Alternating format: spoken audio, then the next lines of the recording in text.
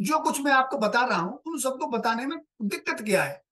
क्या ये सब आपके पास उपलब्ध नहीं है? पर्याप्त मात्रा में उपलब्ध है। फिर परेशानी क्या है? परेशानी ये है कि आप जिन जिन चीजों को नहीं जानते हैं उन सब चीजों में आपको डर लगता है। कुंडली शक्ति का अगर नाम नहीं सुना है, अभ्यास नहीं किया है, कोई आपके आसपास योग्य व्यक्ति नहीं है, तो आपको उसकी अच्छाइयों से आकर्षण होगा, लेकिन उसकी जो कठिनाइयां हैं उनसे आपको डर लगेगा।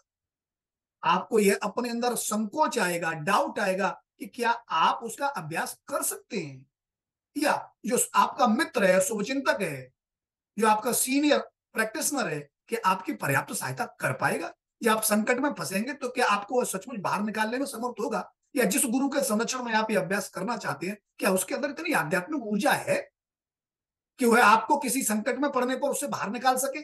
ये डाउट आपके अंदर रहता है। दूसरा, इस अभ्यास के विरोध में जितने भी तर्क हैं, विश्वास हैं, विचार हैं, उन सभी में आप अटैच्ड रहेंगे तो आप इसका अभ्यास ढंग से नहीं कर पाएंगे।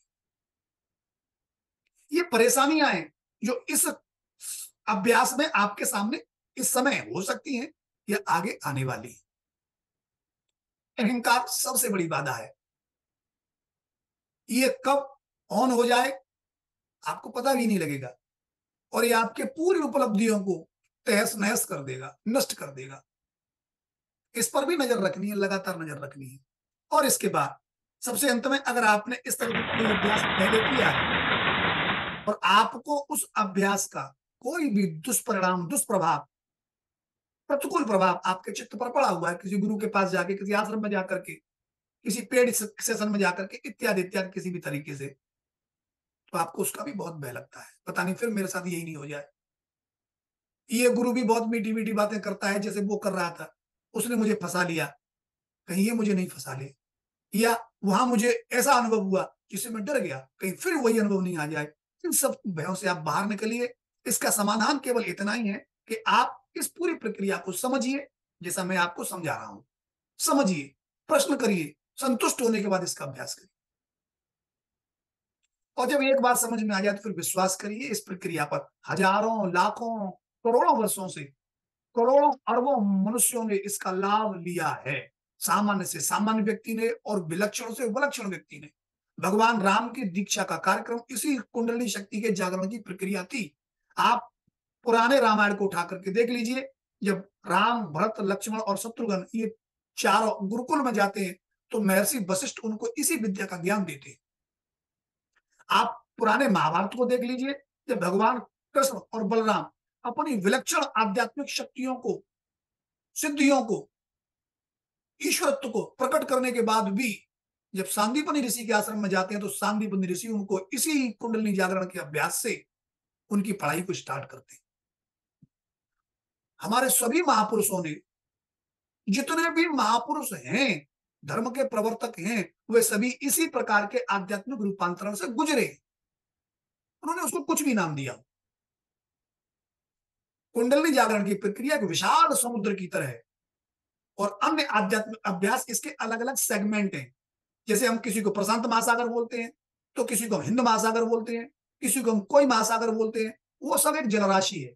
उसी प्रकार से कुंडलिनी जागरण अपने आप में एक जलराशि है, और बाकी सब विपस्सना, सिद्ध महायोग इत्यादि इत्यादि जो भी नाम हमारे आसपास प्रचलन में हैं, क्रिया योग, ये सब उसके एक अलग अलग महासागर के नाम।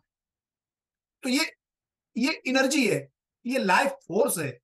इसी का एवोल्यूशन अलग अलग आध्यात्मिक प्रक्रियाओं के नाम से जाना जाता है।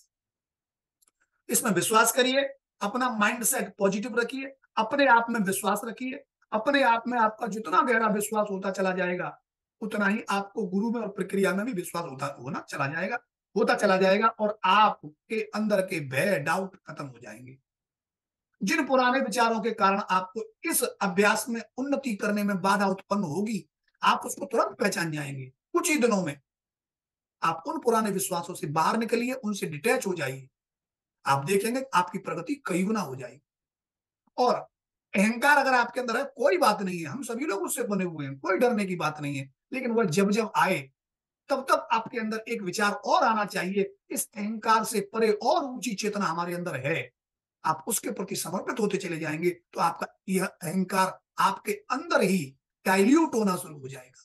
हल्का होना शुरू हो जाएगा। और जब तक अहंकार हल्का नहीं होगा, तब तक आपकी किसी भी आध्यात्मिक अभ्यास में कोई उन्नति नहीं हो सकती, धार्मिक अभ्यास में भी नहीं हो सकती। इवन आप अगर अपने घर परिवार में और ज्यादा अहंकारी हैं, तो आपका किसी के साथ भी अच्छा संबंध नहीं हो सकता, ना परिवार में, ना समाज में, और ना अपने काम की जगह पर, ऑफिस में भी, वर्किंग प्लेस पर भी। अपने अहंकार को हैंडल करना सीखिए।